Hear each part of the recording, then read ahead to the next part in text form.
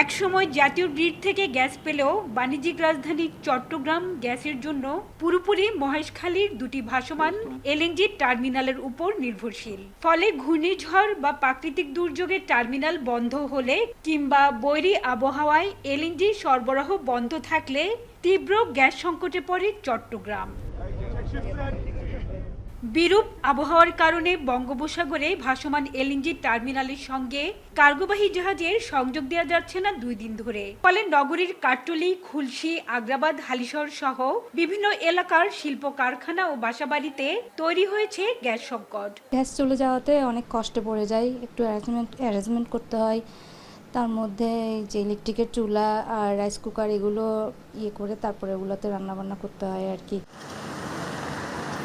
এদিকে CNG filling স্টেশনগুলোর সামনে তৈরি হয়েছে যানবাহনের দীর্ঘ সারি। ঘন্টার পর ঘন্টা অপেক্ষা করতে হয় যানবাহন চালকদের। অনেক সমস্যা গ্যাসের, আজকে কোনো জায়গায় গ্যাস নেই।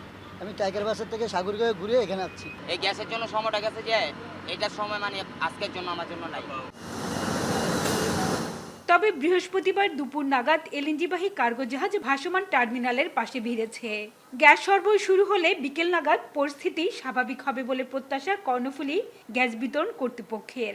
ক্রাইসিসটা হওয়ার পর থেকে আমরা 170-60 মিলিয়ন গ্যাস এরকম পাচ্ছি। তা আমাদের প্রায় 100 মিলিয়নের মতো এখানে ঘাটতি আছে। দীর্ঘদিন থেকে চট্টগ্রামে জাতীয় গ্রিড থেকে বিকল্প লাইনে গ্যাস সরবরাহের দাবি জানিয়ে আসছিল স্থানীয়রা।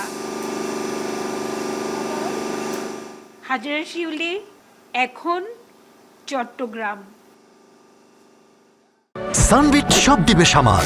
সানবিট ম্যাজিক প্রেস ডিশওয়াশিং এর মাথা ঘোরানো সলিউশন।